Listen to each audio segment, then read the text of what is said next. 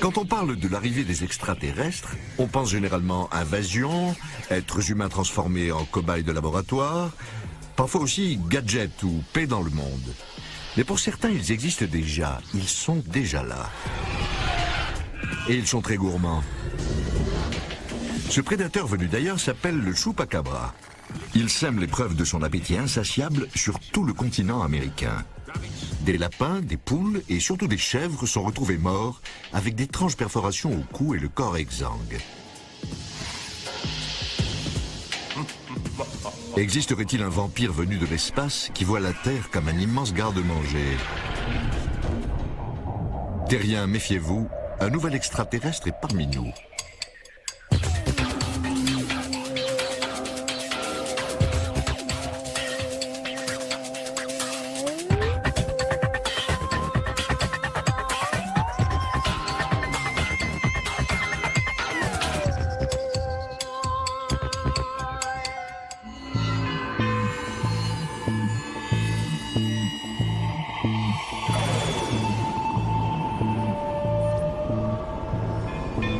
Miami, en Floride.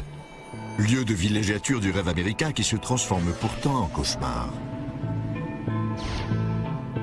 Il semble que ce paradis balnéaire soit hanté par ce qu'ils appellent... Chupacabras. Chupacabra. Chupacabra. Chupacabra. Chupacabras. The chupacabra. Chupacabra. Chupacabra. Voilà, le chupacabra. Littéralement le suceur de chèvre en espagnol. À l'origine, c'est un nom assez drôle. On aurait pu l'appeler Chupaconeros, le suceur de lapin, ou Chupa Overash, le suceur de mouton. Mais Chupacabras a une consonance mythique. Dans toute l'Amérique latine, on a retrouvé des animaux mutilés, tous tués de la même façon étrange et inquiétante. Des perforations au niveau du cou. Et le corps apparemment complètement vidé de son sang. Les explications avancées vont des extraterrestres à un cobaye qui se serait échappé. Mais est-ce une légende ou un danger réel? Si le chupacabra existe vraiment, quels sont les risques qu'il passe des animaux à leur maître? Le chupacabra a fait sa première apparition américaine en Floride en juin 1996, avec la mort de quelques poulets, un coq et 2 chèvres. Par la suite, il a commencé à bâcler le travail et à laisser des traces matérielles de son passage.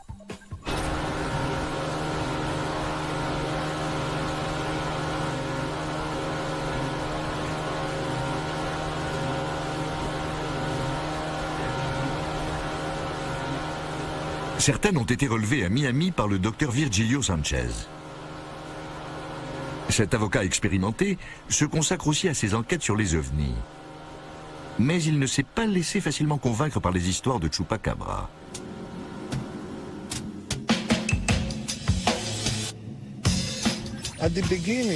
Au début, je n'ai pas trop cru à ce chupacabra. On en parlait aux informations, dans les journaux, mais je n'y ai pas fait trop attention. Je pensais que c'était plutôt une superstition, une créature de conte, inventée de toutes pièces. Le docteur Sanchez change d'avis lorsqu'un ami, lui aussi chercheur d'ovnis, lui rapporte une autre attaque de chupacabra. Bien que sceptique, le docteur Sanchez accepte de couler les empreintes trouvées sur le sol et commence alors son enquête. À son arrivée sur les lieux, il trouve 27 poules et 2 chèvres, qui ont toutes le cou perforé.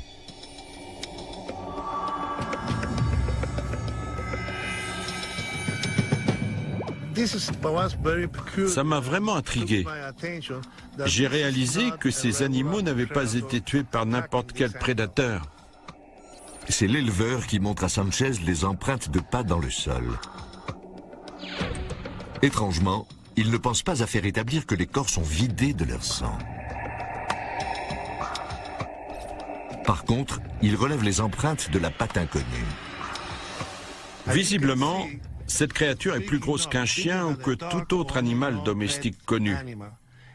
C'est peut-être une panthère ou un lion, mais on n'a ni l'un ni l'autre dans les Everglades. ou à Miami. Regardez comme c'est grand à côté de mon visage. Il suffit de comparer. C'est à ce moment-là qu'il se laisse gagner par l'engouement suscité par le chupacabra et interroge des témoins qui en parlent tous en termes inquiétants.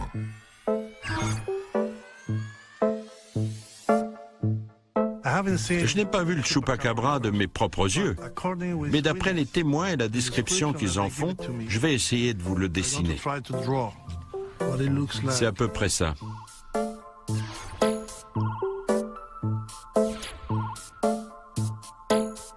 Voilà ce que je sais de lui.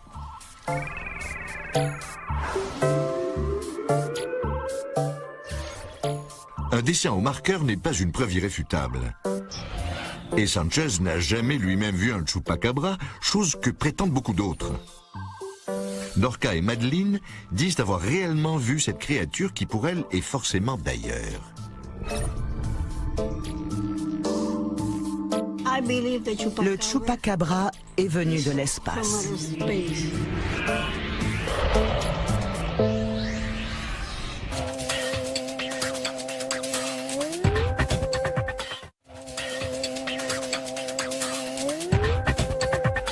Over the weekend, residents here found strange footprints on their property, which led them to this gruesome sight.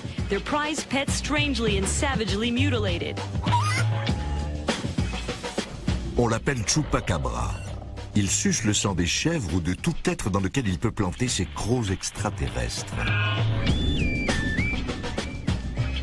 Quand des cadavres de bêtes sont retrouvés avec le cou perforé, le docteur Virgilio Sanchez, chasseur d'ovnis, en est persuadé. Ce prédateur est inconnu des scientifiques et il pourrait même venir d'un autre monde. La seule chose que je sais, en tout cas, c'est qu'il a une existence physique. Je suis ouvert aux propositions, je ne suis pas du genre à spéculer. Mais d'après les preuves matérielles, d'après les déclarations des témoins oculaires et vu les informations accumulées sur plusieurs années, je peux vous assurer qu'on a affaire à un animal bien réel.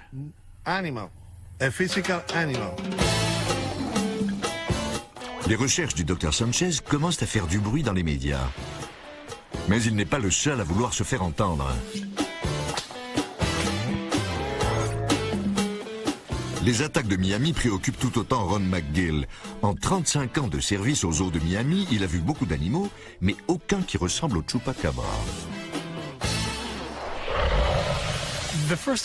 J'ai d'abord entendu parler du chupacabra de façon sérieuse dans des articles de journaux assez succincts, en dernière page, sur quelques paragraphes seulement. Et puis, ça a pris de plus en plus d'ampleur aux informations. La communauté hispanique est importante dans le sud de la Floride, et plus ça allait, plus le chupacabra s'approchait de la première page. Ça a titillé ma curiosité. Je devais savoir de quoi il s'agissait. Je suis allé sur Internet et j'ai trouvé une foule d'informations sur le chupacabra. Cette créature avait déjà envahi la toile. Ensuite, il y a eu cette attaque monstrueuse attribuée au chupacabra et j'ai répondu aux appels des médias. Quand McGill arrive sur les lieux, il trouve une explication bien plus rationnelle à ce qu'il voit. Il y a des chiens des rues ou des chiens domestiques laissés en liberté dans certains quartiers. Par instinct, ces animaux forment des meutes qui vont devenir sauvages et parfois tuer tout simplement pour s'amuser. J'explique donc devant les caméras que tout cela est dû à une attaque de chiens. Et tout à coup, une vieille dame hispanique qui était dans sa cour se met à crier « Non, moi je l'ai vu, c'était un chupacabra. » Elle se met à gesticuler. Il marchait comme ça. Il avait de gros yeux rouges fluorescents. Aussitôt, toutes les caméras se précipitent vers elle. Ils en ont fait un scoop pour le journal du soir. Ce fut un grand moment de télévision, je dois dire. Ensuite, c'est devenu la folie. Le chupacabra avait envahi Miami. Ils ont sorti des singles, des t-shirts, des autocollants. C'était un truc monstrueux. Le chupacabra devient le chouchou inattendu des médias. Le tout Miami semble s'interroger sur la bête.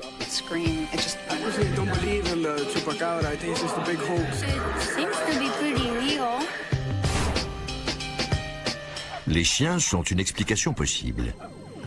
Même si les chiens auraient sans doute plus tendance à déchirer la chair qu'à la perforer. De plus, Remettre en cause les témoignages des personnes qui ont vu le chupacabra, et pas seulement ses victimes, est délicat. Mais nous n'en sommes qu'à des suppositions. Il faut des preuves irréfutables. Des traces d'ADN, par exemple. Il faut reconnaître au Dr Sanchez sa volonté de connaître la vérité. Ainsi, il envoie des échantillons en laboratoire pour des analyses. Les preuves confirmeront-elles son intuition selon laquelle on a affaire à des extraterrestres? Si les résultats montrent que ces poils appartiennent à un chien, un animal tout à fait normal, pour moi le dossier sera clos et je rentrerai chez moi. Au moins je saurai la vérité. Voici les échantillons de poils que le Dr Sanchez a relevés sur les lieux supposés d'une attaque de chupacabra au Chili. Et voici Lindsay Weiss, médecin légiste au Wildlife Forensic DNA Laboratory de l'Université de Trent, au Canada. C'est elle qui va étudier la structure ADN des échantillons envoyés par le Dr Sanchez. Grâce à ces tests, on saura à quelle espèce appartiennent ces poils, sauf s'ils viennent d'une autre planète. Mais comment le phénomène a-t-il pris autant d'importance? Pour le savoir, il faut retourner là où tout a commencé, sur l'île de Porto Rico. Dans les médias portoricains, la météo fait les gros titres de cet été 1995. La saison des ouragans est alors anormalement sèche. Sur toute l'île, les gens observent le ciel espérant voir venir la pluie.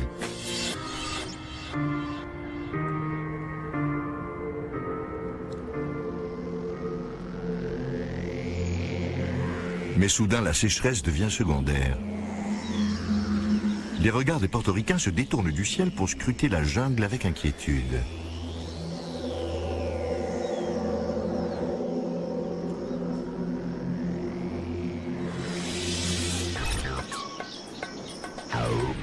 À 2 heures de la capitale, San Juan, se trouve la petite ville de Canovanas. Ismael Aguayo est le chef de la police locale. Son été, jusque-là assez tranquille, est perturbé par des appels alarmants. On est inquiet parce qu'on a retrouvé des cadavres de chèvres, mais aussi de chiens et de poules. Il y a aussi des animaux plus grands, comme des chevaux et des vaches. Ce qui se passe à Canovanas est vraiment très préoccupant. La population de la région est effrayée. Le tout est de montrer qu'on est présent, qu'on s'implique. Presque 300 bêtes ont été tuées par ici.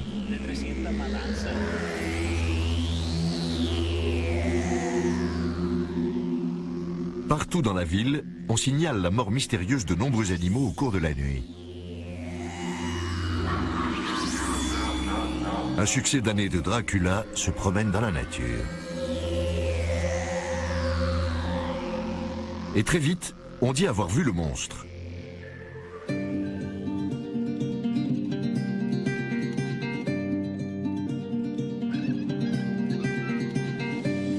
Madeleine Tolentino et sa mère sont les premières à apercevoir la créature à l'origine de la panique qui a envahi Porto Rico. Au début, j'ai eu très peur. Je criais. Ma mère était avec moi. Et elle aussi a vu le chupacabra.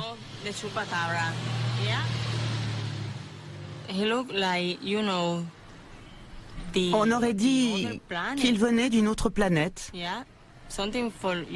Vraiment. Il avait l'air d'un extraterrestre. Ses yeux étaient... Et sa bouche, c'était juste une fente, une ligne. Quand il a traversé la rue, il était comme ça. Comme ça, comme un kangourou. À mon avis, il est intelligent.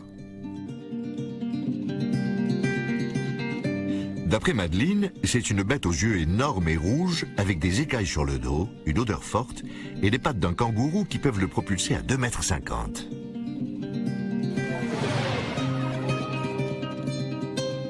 m. Je l'attends. Si je le revois, j'essaierai de le toucher.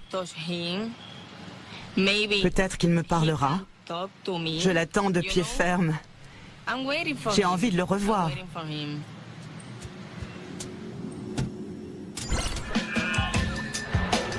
Le témoignage de Madeline ajoute à la croyance que le Chupacabra est arrivé par le ciel.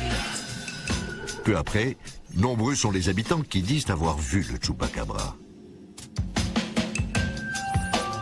Norca, par exemple. Elle est professeure d'anglais à l'université. Le Chupacabra est venu de l'espace. On l'a laissé ici. Et il n'a pas eu la chance, dit-il, avec son doigt phosphorescent, qui demandait aux gens de le renvoyer chez lui.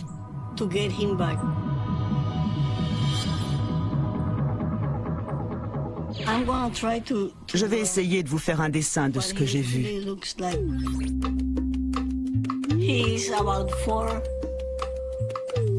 Il mesure entre 1,20 m et 1,50 m. Il a la peau marron ou noire.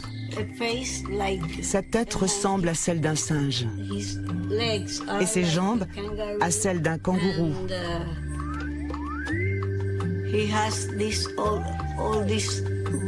Et il a cette lueur rouge sur tout le visage, à cause de ses beaux yeux brillants. Ce n'est pas une créature de légende ou de conte. Il existe. Il est bien réel. Je l'ai vu, je lui ai parlé, et j'en suis très heureuse.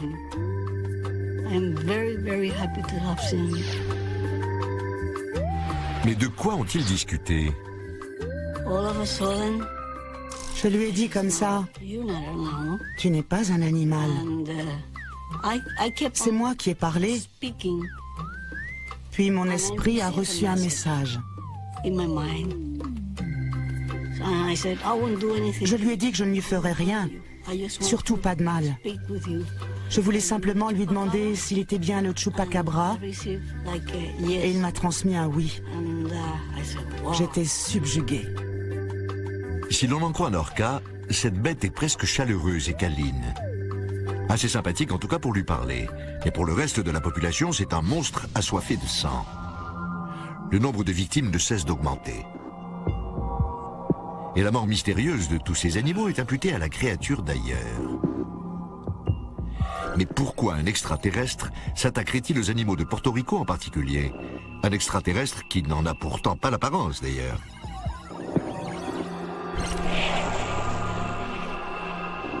Mais à quoi est censé ressembler un extraterrestre? Nous avons tous notre propre idée. Un reptile? Un humanoïde à la tête luisante et aux yeux immenses? Un horrible insecte géant et gluant? Qui peut dire qu'ils ne sont pas tous déjà sur Terre? Et si le Chupacabra n'était que le dernier arrivé? Sait-on ce qu'ils prennent au dîner?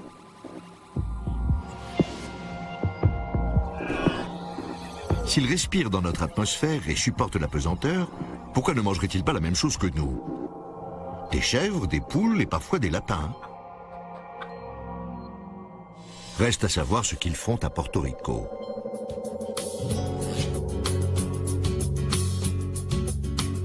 Et c'est dans la jungle, près de ce colosse, que pourrait se trouver la réponse. Voici l'observatoire d'Arecibo, le plus grand radiotélescope simple au monde, installé en plein cœur de Porto Rico.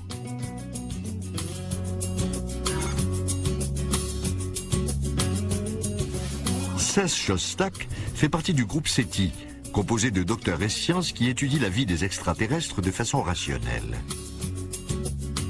C'est à Arecibo qu'ils ont le plus de chances d'entrer en contact avec des êtres venus d'ailleurs. Quand on fait des observations, on parle de temps en temps avec des portoricains. Il y a 10 ou 20 ans, ils trouvaient ce télescope un peu suspect. Ils pensaient que ça avait un rapport avec l'armée ou qu'on espionnait leur vie privée. Alors qu'on s'en sert juste pour nos recherches. Mais pourquoi avoir installé ce radiotélescope à Porto Rico? Cet observatoire a été construit pour étudier les planètes. Pour être sûr qu'un télescope est bien dirigé droit vers le ciel, il faut être près de l'équateur. Les concepteurs ont donc cherché un endroit qui soit aussi proche que possible de cette ligne, mais qui soit aussi stable politiquement. Et Porto Rico était idéal. C'est logique. Ça s'explique pourquoi le Chupacabra ne peut pas être responsable des mutilations d'animaux en toute logique. L'observatoire a reçu quelques plaintes de gens qui voulaient en savoir plus sur le Chupacabra, cette créature suceuse de sang venue d'ailleurs.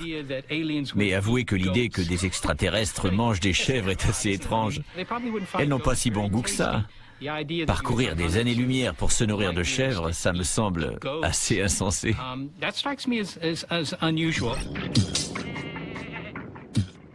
Et s'ils avaient été attirés par autre chose que les chèvres? Porto Rico est connu pour être un haut lieu de l'activité extraterrestre depuis des années. Ce télescope envoie des ondes radio à la recherche de vies extraterrestres qui elles-mêmes pourraient bien nous retrouver grâce à ces ondes. Serait-ce la raison pour laquelle autant d'ovnis ont été repérés à Porto Rico? Se pourrait-il que ce soit la première escale des Chupacabras sur notre planète? La réponse se trouve-t-elle ailleurs? On a beaucoup de signalements autour des aéroports, surtout près des bases aériennes militaires. On peut se dire qu'effectivement, les extraterrestres nous rendent visite et que notre équipement militaire les intéresse. Mais ce que l'on voit sur ces bases aériennes, ce ne sont après tout que des engins volants étranges, mais tout à fait normaux pour ce genre d'endroit. Il se peut que les ovnis qui ont été observés ne soient en fait que des appareils américains survolant Porto Rico. Mais cela n'explique pas ces témoignages de gens qui prétendent avoir vu le Chupacabra, ni les perforations sur le cou des animaux morts. Le rapport entre les Chupacabras et les extraterrestres reste d'ailleurs assez vague, c'est le moins qu'on puisse dire. C'est en Pennsylvanie, à Bradford, que pourrait se trouver la clé de cette énigme. Scott Corrales est l'auteur de l'ouvrage qui fait autorité sur le Chupacabra. Il comprend ce phénomène peut-être mieux que personne. J'ai vécu au Mexique pendant les années 70, au moment où ont eu lieu les premières observations d'OVNI, à Orocovis, au centre de Porto Rico.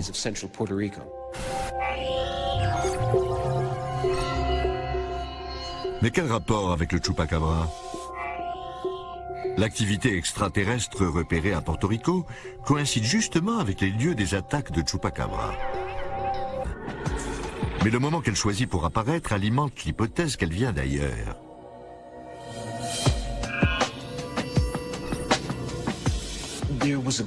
Il était très tentant de faire le lien avec des ovnis, pour la simple raison que certains témoins affirmaient avoir vu la créature être déposée ou débarquée d'un appareil.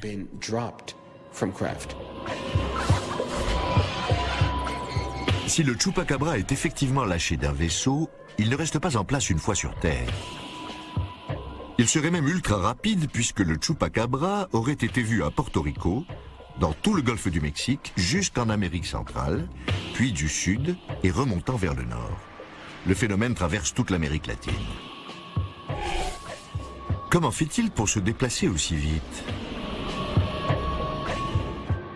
La réponse tient peut-être dans l'hypothèse selon laquelle la clé résiderait dans la nature même de notre univers.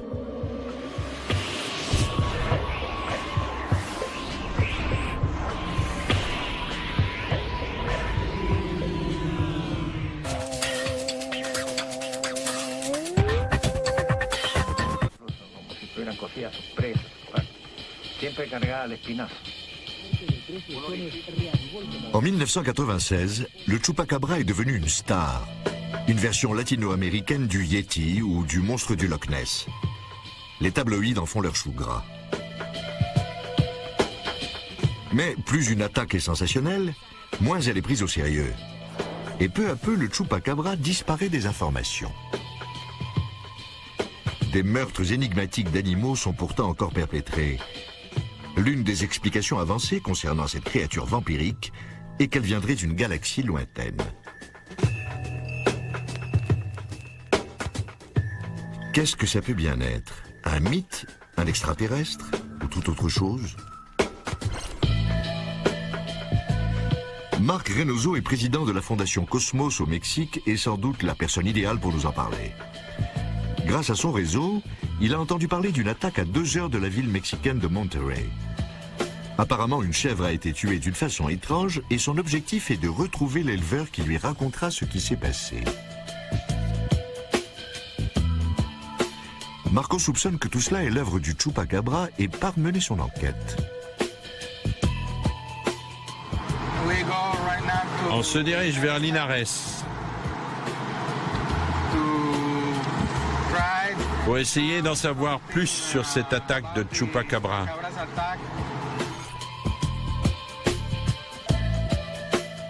C'est en 1986 que Marco commence à s'intéresser au paranormal après avoir vu une chose mystérieuse dans la cuisine de son père. J'ai fait une rencontre du troisième type. Ça s'est passé chez mes parents et j'étais face à une espèce de gargouille.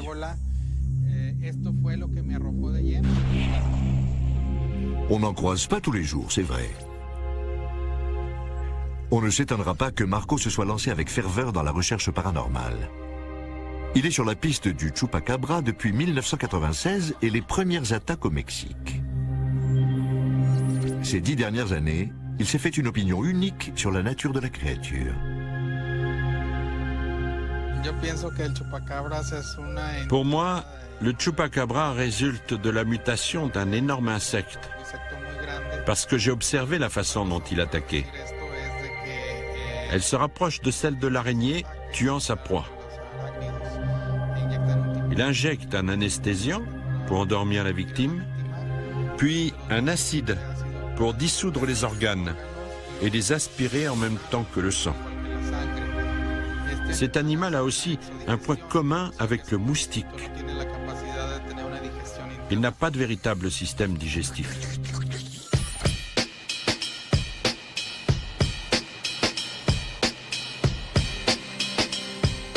Marco traque le Chupacabra comme le ferait un détective privé.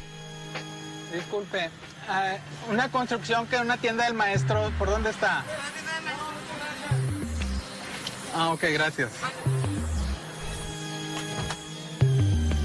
Il vient de retrouver l'éleveur qui a signalé l'attaque. Mais il arrive un peu tard, plus d'1 an après les faits.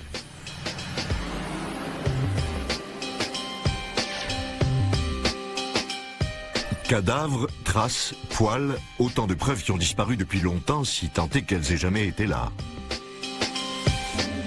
Une fois encore, l'enquête de Marco aura posé plus de questions qu'elle n'en aura résolues. C'est un jour comme un autre dans la vie d'un pisteur de Chupacabra. Nous voilà donc avec 3 possibilités concernant l'origine du Chupacabra. Une créature de l'espace, un chien ou un moustique mutant géant. L'hypothèse entomologique justifierait les perforations et la disparition du sang, mais elle est moins concluante pour ce qui est du périple éclair de la bête entre Porto Rico et la moitié de l'Amérique latine en 1 an.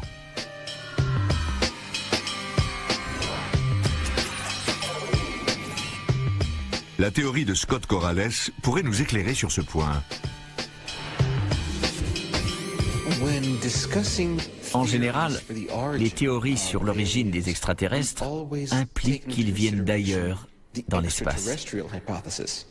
Alors qu'on devrait, à mon avis, envisager plus sérieusement une approche interdimensionnelle. Il faut voir ces dimensions ou ces niveaux supérieurs d'existence comme une sorte d'immeuble.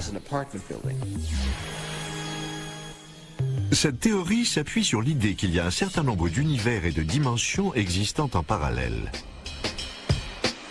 D'après Scott Corrales, les humains sont les habitants d'un étage spécifique de tout un immeuble, disons le 2e. Voici notre monde. Et chacun des autres étages est occupé par d'autres locataires. Les Yétis pourraient être au 3e et les Chupacabras au-dessus. Nous vivons tous dans le même bâtiment, mais à des étages différents. On peut sans doute entrer en contact avec les autres habitants de notre immeuble interdimensionnel quand on se retrouve dans des parties communes. Ces zones servent de portail entre les différentes dimensions. Ce sont le hall, la cage d'escalier, l'ascenseur, les endroits utilisés par tous les habitants de l'immeuble. Presque toutes nos légendes se passent dans des lieux maudits, hantés. Elles varient seulement selon les cultures et les pays. Mais il existe bel et bien des zones où les habitants de réalités différentes peuvent se rencontrer. C'est un fait. Un fait qui ne pèserait pourtant pas lourd devant un tribunal. Mais Corrales est convaincu que l'une de ces parties communes se trouve dans la forêt portoricaine de El Yunque. Le Chupacabra n'aurait pas de mal à se cacher dans ses 11 400 hectares. D'après Corrales, elle joue le rôle de portail pour l'arrivée du Chupacabra et de bien d'autres choses encore.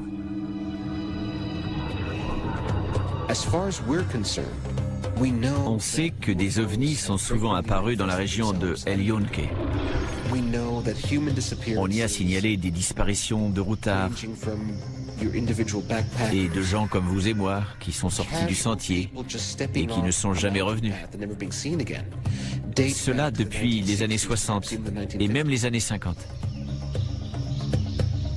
Soit la forêt d'El Yunque est un portail interdimensionnel, soit ces touristes avaient un piètre sens de l'orientation.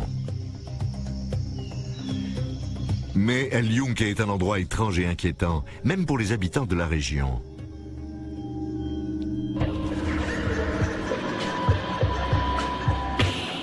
Dans ces brumes paranormales se trouve peut-être une autre explication au Chupacabra. Tous les indices mènent vers le pays de l'oncle Sam.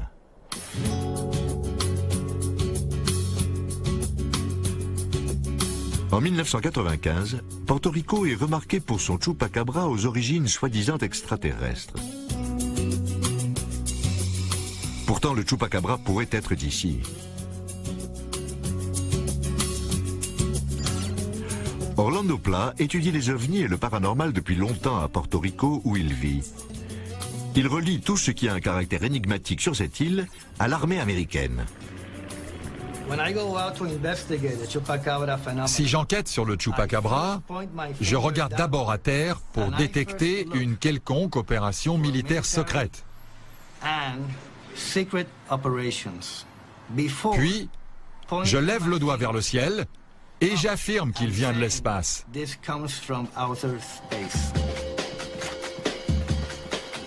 Pour mieux comprendre ce que dit Orlando, faisons un peu d'histoire. Après la guerre hispano-américaine de 1898, Porto Rico est annexé aux États-Unis. Mais en 1952, Porto Rico gagne une autonomie partielle qui n'empêchera pas le Pentagone de s'y installer comme chez lui. L'île comptera jusqu'à 25 installations militaires américaines.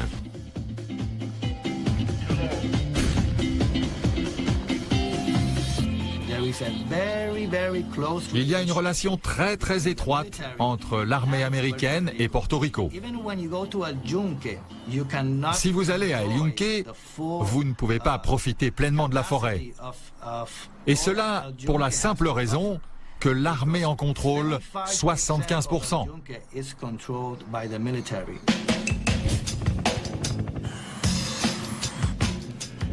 D'après Orlando, la plupart des phénomènes étranges qui ont lieu sur l'île ont un rapport avec la présence imposante de l'armée. Porto Rico serait un champ d'expérimentation pour les Américains, car la CIA ne peut pas légalement conduire d'expérience à l'intérieur des États-Unis, alors que Porto Rico est en territoire international. Et Orlando doute des bonnes intentions de la CIA.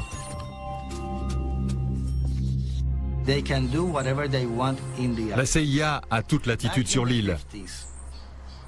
Dans les années 50, sans prendre aucune précaution, sans prévenir qui que ce soit, ils ont testé des agents contraceptifs sur des portoricaines.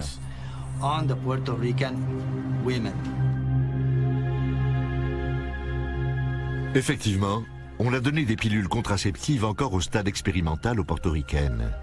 Ces femmes ont en fait servi de cobayes. Et ce n'est pas tout. Dans les années 1960, des expériences sur le fameux agent orange ont été conduites à El Yunque. Cela est également vrai. La jungle portoricaine ressemblant à celle du Vietnam l'armée américaine a voulu tester l'efficacité de son produit pour déboiser. Mais attendez d'entendre la suite.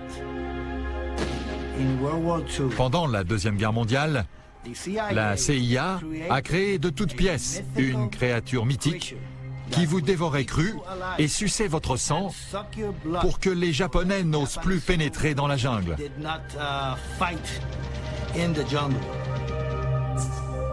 C'est également en partie vrai. Lors des combats aux Philippines, les Américains ont entendu parler du vampire Aswang. L'armée américaine a exploité ce mythe en vidant les cadavres de leur sang et en les laissant à la vue de tous pour effrayer l'ennemi.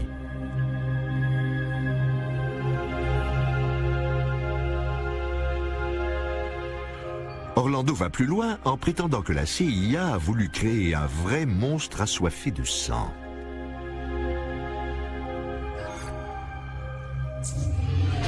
D'après lui, le Chupacabra est le résultat de ses expérimentations.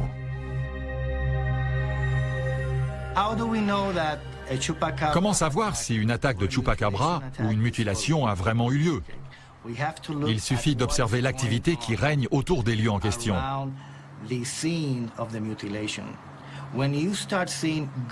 S'il y a des fédéraux, s'il y a des gens de la protection civile, ou des membres de groupes d'intervention, des employés de l'armée, dès qu'il y a des battus, on sait qu'il y a vraiment eu une attaque, qu'il se passe quelque chose de bizarre. Le gouvernement ne dépenserait pas des milliers de dollars seulement pour un chien sauvage qui aurait tué 2 poules dans une cour.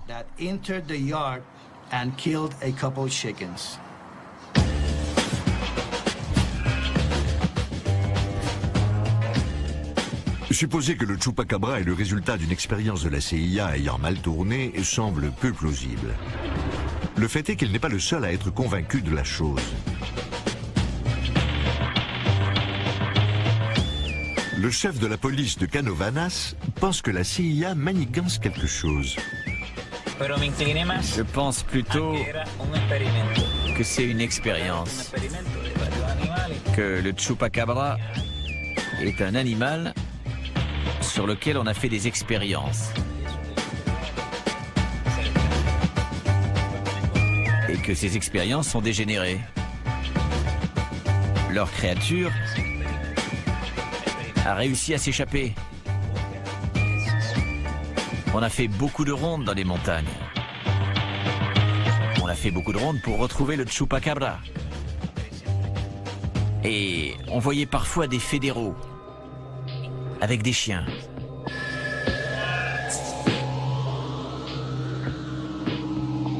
Un chef de police qui n'est pas autorisé à organiser des entraînements dans le plus grand parc national de son pays, c'est assez curieux. Nous avons donc 5 hypothèses sur la nature du Chupacabra. 1. C'est un extraterrestre. 2. C'est un chien. 3. C'est un insecte géant. 4. C'est un voisin pénible de notre immeuble interdimensionnel. 5. C'est un cobaye de la CIA qui s'est échappé. Mais nous n'avons aucune preuve appuyant ces théories.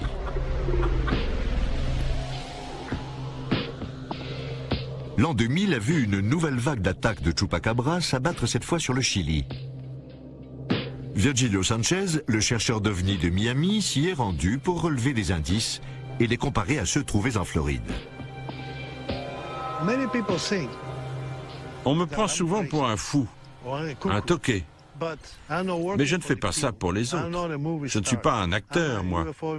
J'enquête sur les ovnis et le Chupacabra en particulier. Si je cherche la vérité, c'est pour moi-même. Vous voulez y croire? Allez-y. Sinon, ce n'est pas grave.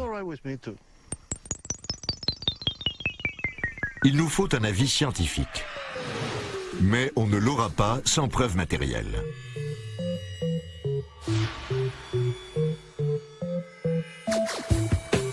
Denis Murray est pisteur professionnel et titulaire de la chaire de recherche du Canada en écologie terrestre. Il a accepté d'examiner quelques pièces fournies par le docteur Sanchez.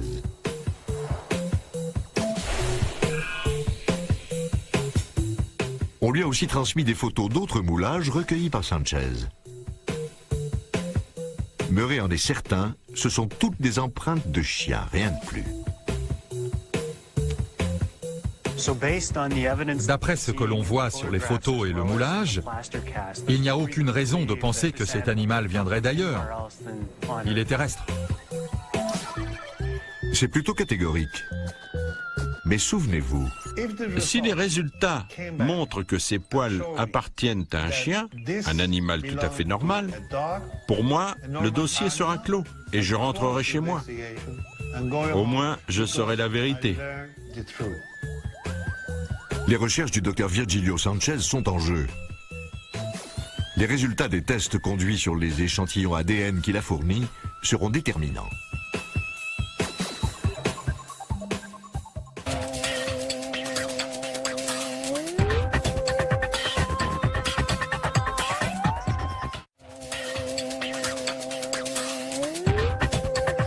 Chickens and 2 goats, all killed in a bizarre fashion, each discovered with incisions and bite marks on their neck. À Miami, en Floride, le chupacabra est tristement célèbre.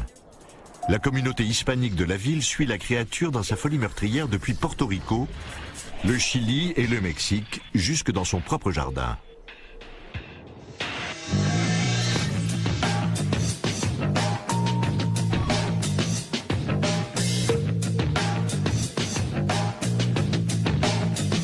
Ce n'est ni un mythe ni une légende.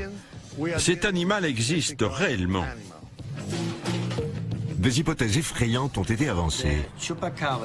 Le chupacabra est le résultat d'expérimentations américaines. D'autres sont convaincus qu'un ovni l'a débarqué. Le chupacabra est venu de l'espace.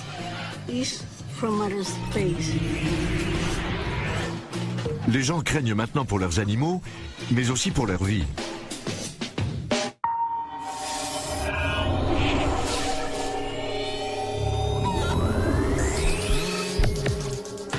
Cela fait 20 ans que le docteur Sanchez rassemble des éléments sur le chupacabra. Des poils, notamment. Il a trouvé ceci au Chili. Ce sont les mêmes qui sont partis au laboratoire phonique de l'université Trent au Canada, où Lindsay Weiss va préparer le test ADN.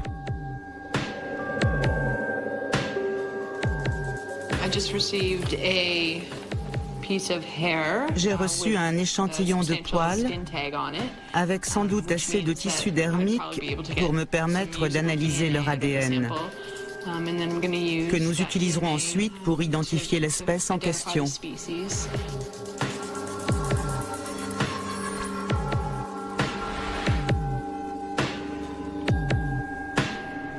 Il faut d'abord extraire l'ADN, puis l'amplifier pour pouvoir le visualiser. Ensuite vient le séquençage, qui est l'étape clé. Les séquences ADN de l'échantillon sont comparées à celles de tous les animaux connus.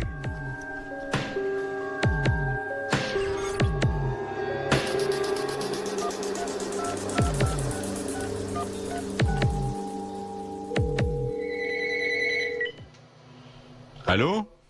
Docteur Sanchez? Oui? Bonjour, c'est Lindsay Weiss, du Wildlife Forensic Laboratory. Vous allez bien? Oui, merci.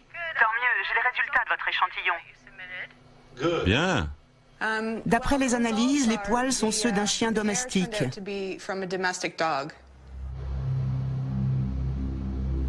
Bien. D'accord. C'est le résultat que vous attendiez? Oui, très bien. Au revoir. Au revoir.